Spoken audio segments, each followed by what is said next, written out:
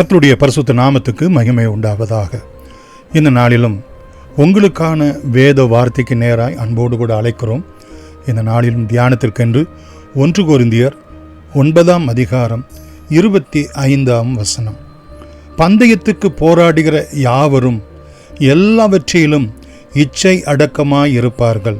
அவர்கள் அழிவுள்ள கிரீடத்தை பெறும்படிக்கு அப்படி செய்கிறார்கள். நாமோ அழிவில்லாத கிரீடத்தை பெறும்படிக்கு அப்படி செய்கிறோம்.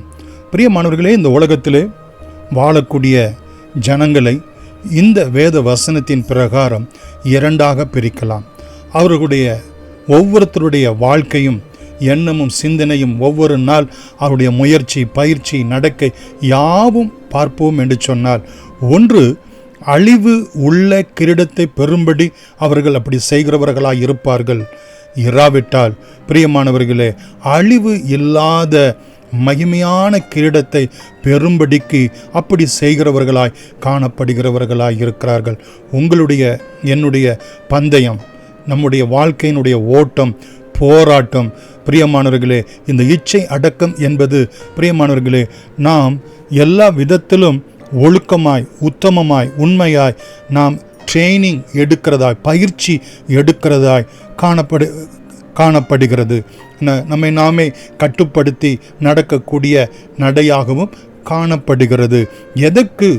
அழிவுள்ள கிரீடத்திற்கா, அழிவு இல்லாத கிரீடத்திற்கா?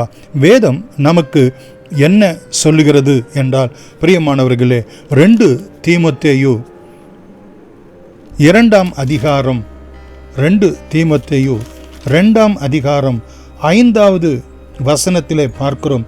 ஒருவன் மல் யுத்தம் பண்ணினாலும் சட்டத்தின்படி பண்ணாவிட்டால் முடிசூட்டப்படான் என்று.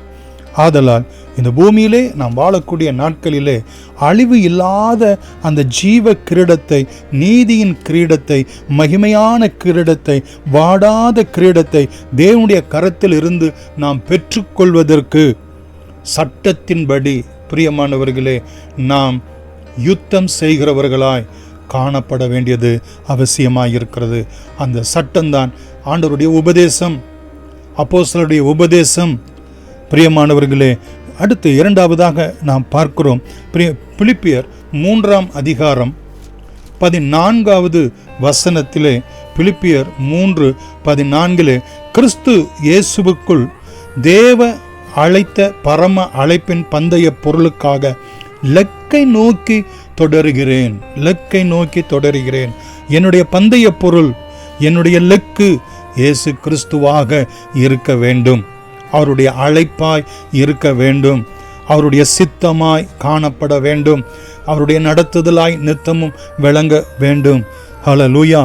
பிரியமானவர்களே, மாத்திரமல்ல, அதை நோக்கி ஒவ்வொரு நாளும் அந்த லக்கை நோக்கி நாம் பிரயாசப்பட்டு அந்த அழிவில்லாத கிரீடத்தை பெறுவதற்கு நாம் ஒவ்வொரு நாளும் நம்மை ஒப்பு கொடுக்கிறவர்களாய் காணப்பட வேண்டும். பிரியமானவர்களே, எபிரேயருக்கு எழுதின நிருபம் 12ஆம் அதிகாரம் 1வது வசனத்திலே நாம் பார்க்கிறோம். மேகம் போன்ற இத்தனை திரளான சாட்சிகள் 11ஆம் அதிகாரம் முழுவதும் பார்க்கிறோம். நம்மை சூழ்ந்து கொண்டிருக்க பாரமான யாவற்றையும் அழிவு இல்லாத கிரீடத்தை பெறுவதற்கு தடையாய் இருக்கக்கூடிய பாரமான யாவற்றையும், நம்மை சுற்றி நெருங்கி நிற்கிற பாவத்தையும் தள்ளிவிட்டு விலகி விசுவாசத்தை துவக்குகிறவரும், அந்த ஓட்டத்தை ஓடுவதற்கு நமக்குள் விசுவாசம் என்னை பலப்படுத்துகிற கிறிஸ்து இயேசுவினாலே நான் இந்த ஓட்டத்தை ஓடி முடிக்க முடியும் என்று நமக்கு நியமித்திருக்கிற ஓட்டம், அதிலே தேவ சித்தம், நம்முடைய சிலுவை, இவற்றிலே பொறுமையோடு கூட நாம் ஓட வேண்டியதாய் இருக்கிறது. 1 பேதுரு 1ஆம் அதிகாரம் பிரியமானவர்களே 4வது வசனத்திலே நாம் பார்ப்போம் என்று சொன்னால், கர்த்தர் நல்லவர், இயேசு கிறிஸ்து மரித்தோரிலிருந்து எழுந்ததினாலே அழியாததும் மாசற்றதும் வாடாததுமாகிய சுதந்திரத்திற்கு ஏதுவாக. இங்கே சுதந்திரம் என்பது சொத்து, பொக்கிஷம். பிரியமான, பரலோகத்திலே உங்களுடைய பொக்கிஷங்களை சேர்த்து வைங்கள் என்று சொல்லப்பட்டிருக்கிறது.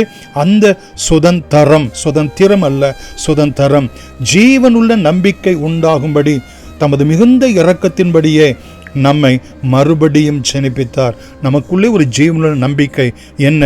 எனக்கு அந்த வாடாத அந்த சுதந்திரத்துக்கு ஏதுவானதை எனக்கு ஆண்டவர் அவருடைய உயிர்த்தெழுதலுடைய புண்ணியத்தினால் எனக்கு அருளி செய்யும்படி என்னை மறுபடியும் ஜெனிப்பிக்க செய்திருக்கிறார்.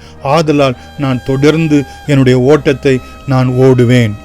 பிரியமானவர்களே, இங்கே நாம் பார்க்கிறோம், பிரியமானவர்களே, யாக்கோபு 1ஆம் அதிகாரம் 12வது வசனத்திலே, யாக்கோபு 1:12, இவைகளை நீங்கள் அறிந்தும் நீங்கள் இப்பொழுது அறிந்திருக்கிற சத்தியத்தில் உறுதிப்பட்டிருந்தும் உங்களை எப்பொழுதும் நினைப்பூட்ட நான் அசதியாகிறேன்.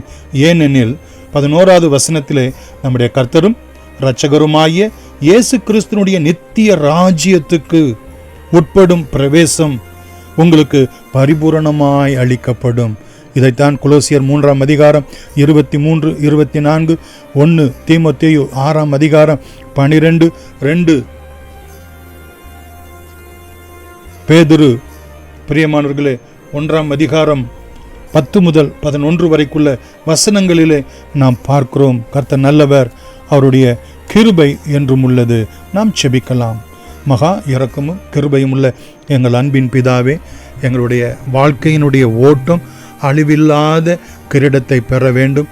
வாடாததும் மாசற்ற கிரீடத்தை நாங்கள் பெற வேண்டும்.